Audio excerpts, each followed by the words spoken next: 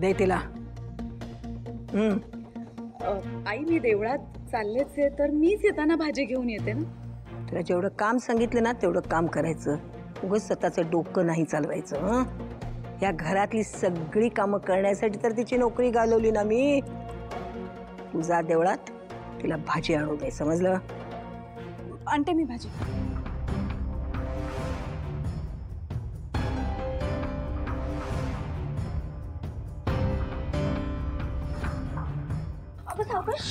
इतकी का काय करतात?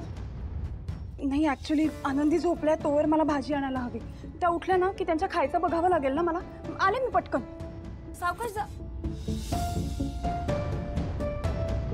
भावना आई आत्ताच गेले ते, खूप घाईत होते.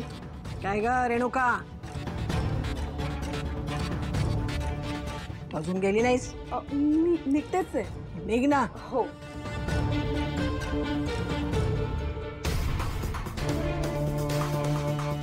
काय करायचं माहितीये ना? हो आजी. जा कामाला लाग.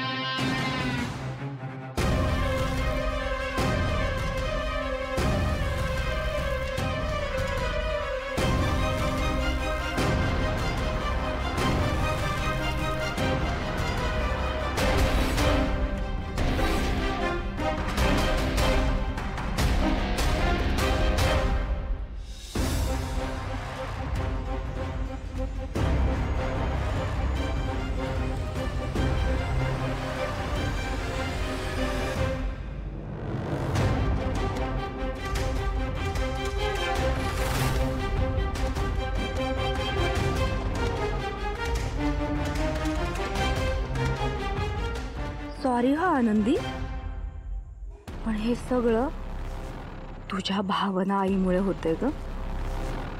ती ना आजीच्या जाम डोक्यात जाते. म्हणूनच तर आजींचा तिच्यावरचा राग आता तुझ्यावर निघतोय.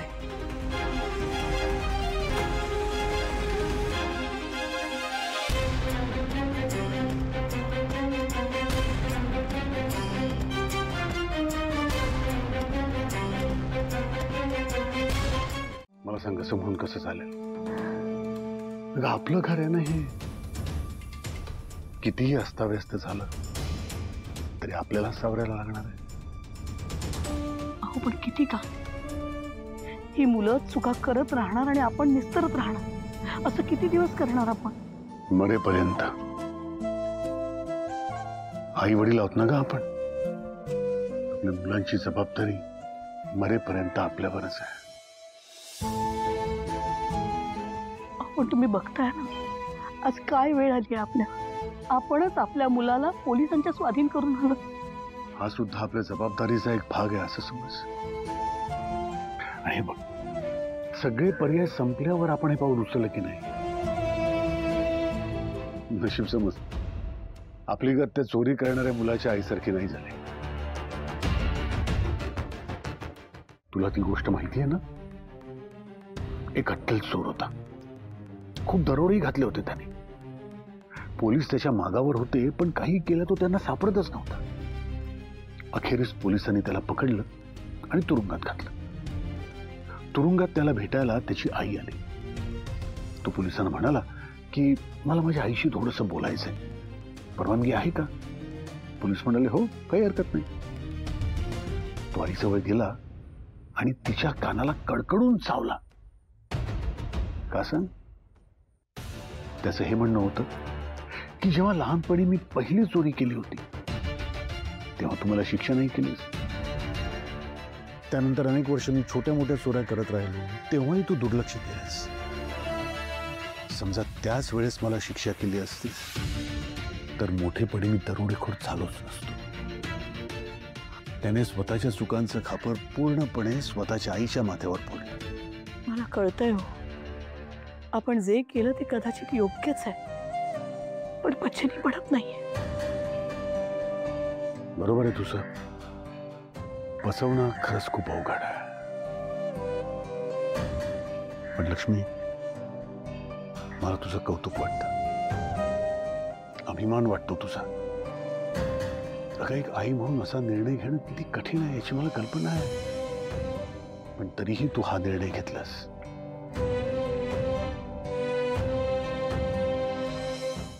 लक्ष्मी, काय ठरलंय आपलं? रडायचं नाही, धीराने घ्यायचं, हो ना? बरोबर आहे हो तुमचं, पण काळजी तर वाटणारच ना. काही झालं तरी पोलीस कोठडी येते. आपण काय काय ऐकलेलं असतं,